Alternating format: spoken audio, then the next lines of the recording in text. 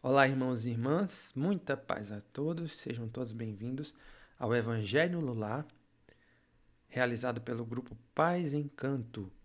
Iremos iniciar o nosso Evangelho com a leitura do Livro dos Espíritos, Deus e o Infinito. Que é Deus? Deus é a inteligência suprema, causa primária de todas as coisas. Que se deve entender por infinito? O que não tem nem começo nem fim, o desconhecido. Tudo o que é desconhecido é infinito. Poder-se-ia dizer que Deus é o infinito? Definição incompleta. Pobreza da linguagem humana, insuficiente para definir o que está acima da linguagem dos homens. Deus é infinito em suas perfeições, mas o infinito é uma abstração. Dizer que Deus é o infinito é tomar o atributo de uma coisa pela coisa mesma. É definir uma coisa que não está conhecida por uma outra, que não o está mais do que a primeira. Agora a nossa leitura do Evangelho segundo o Espiritismo. Capítulo 1. Não vim destruir a lei. As três revelações, Moisés, Cristo e Espiritismo. Não penseis que eu tenha vindo destruir a lei ou os profetas. Não os vim destruir, mas cumpri-los. Porquanto, em verdade vos digo que o céu e a terra não passarão sem que tudo o que se ache na lei esteja perfeitamente cumprido, enquanto reste um único iota e um único ponto. Mateus, capítulo 5, versículos 17 e 18. Moisés.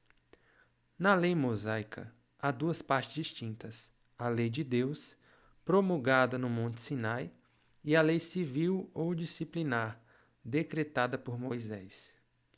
Uma é invariável, a outra, apropriada aos costumes e ao caráter do povo, se modifica com o tempo. Se a lei de Deus está formulada nos 10 mandamentos seguintes: primeiro, eu sou o Senhor vosso Deus, que vos tirei do Egito, da casa da servidão. Não tereis diante de mim outros deuses estrangeiros.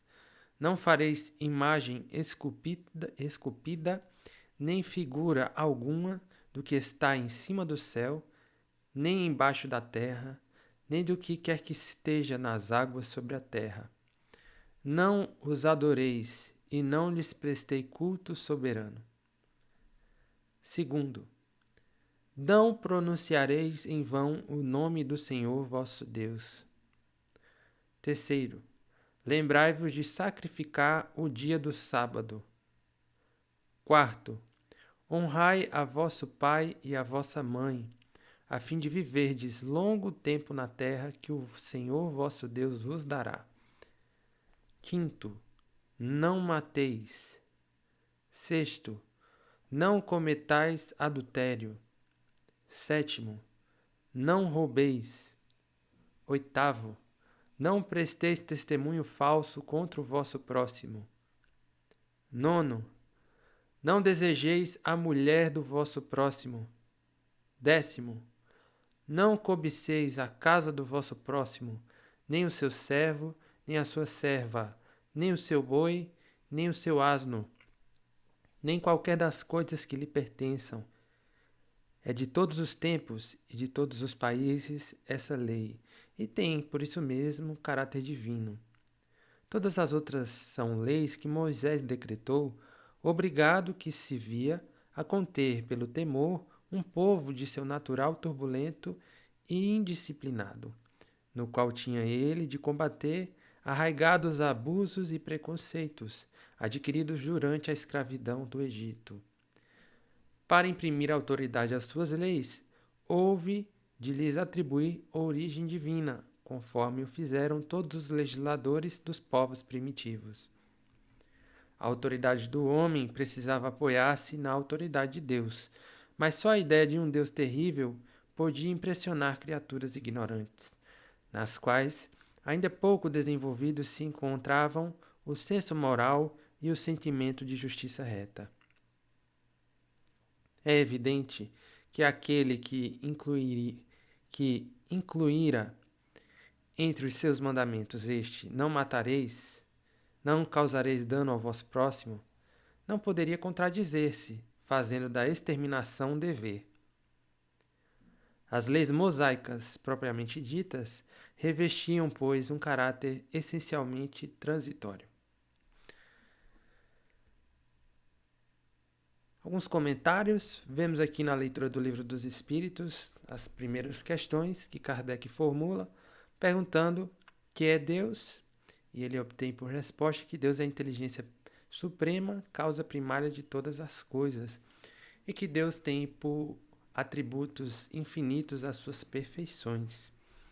Depois nós vemos no Evangelho segundo o Espiritismo um comentário sobre a frase de Jesus, dizendo que ele não veio destruir a lei ou os profetas, mas cumpri-las.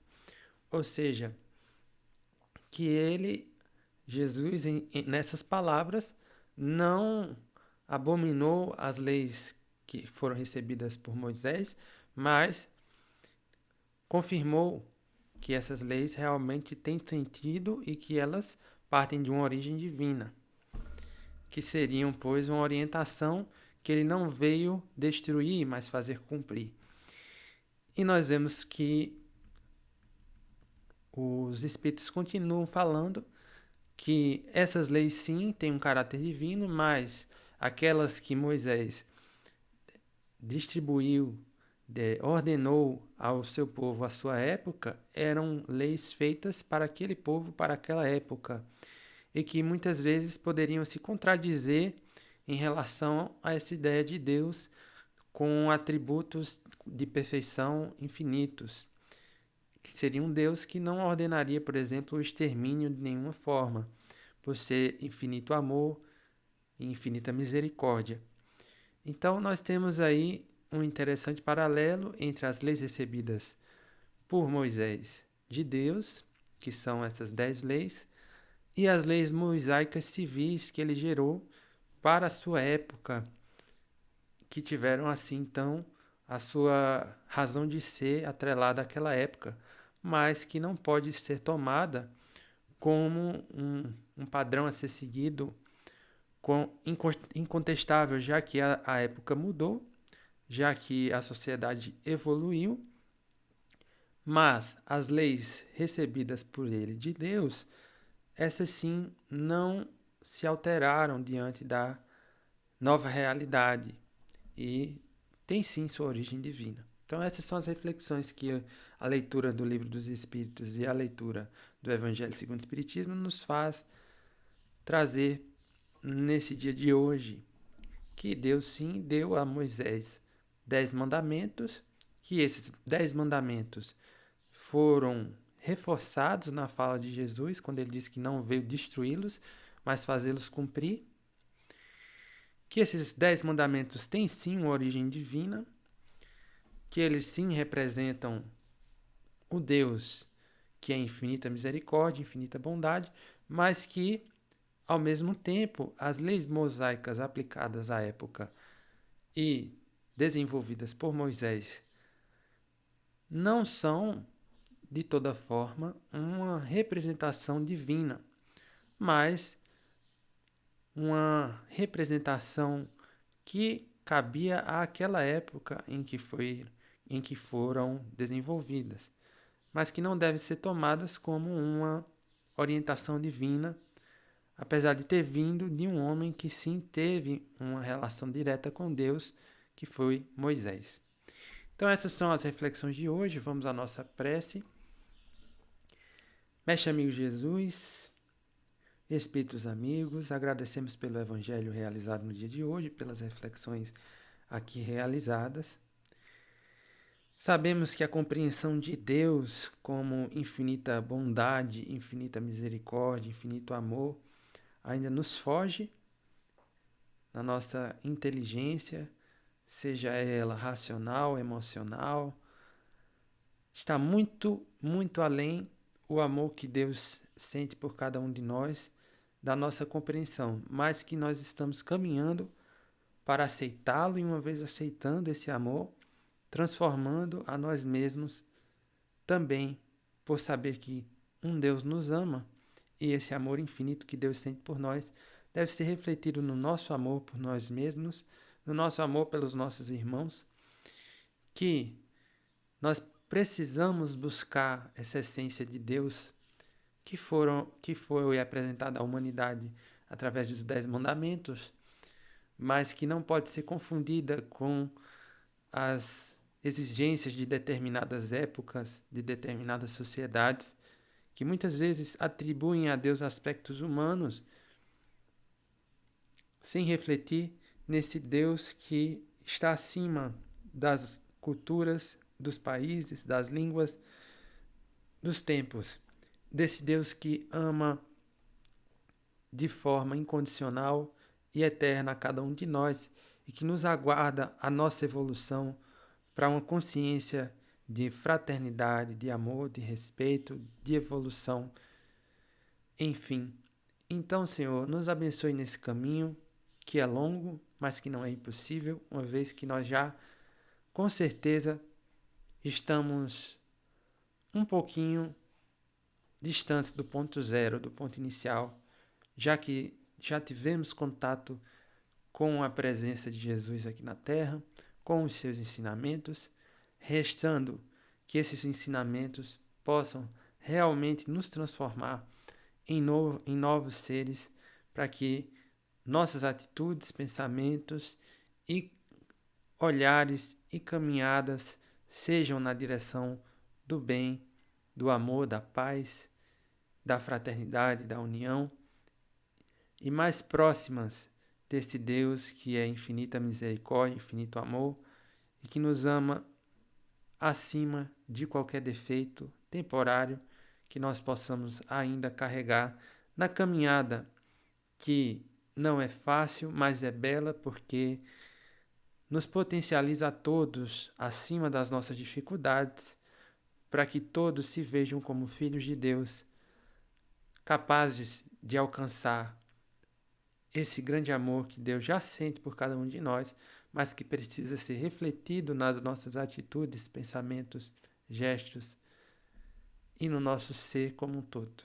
Então, nos abençoe, Senhor, nessa caminhada, que é uma caminhada eterna, que é uma caminhada maravilhosa, que é uma caminhada que não tem volta, que não tem olhar para trás, é uma caminhada para frente na nossa evolução, na nossa paz, na nossa alegria. Nos abençoe de sempre, assim seja.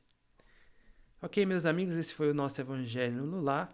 Espero que tenha gostado das reflexões do estudo aqui realizado. E convidamos para que você possa continuar nos acompanhando nos Evangelhos no Lar seguintes, realizados pelo grupo Paz e Encanto. Deus abençoe a todos e até o nosso próximo encontro.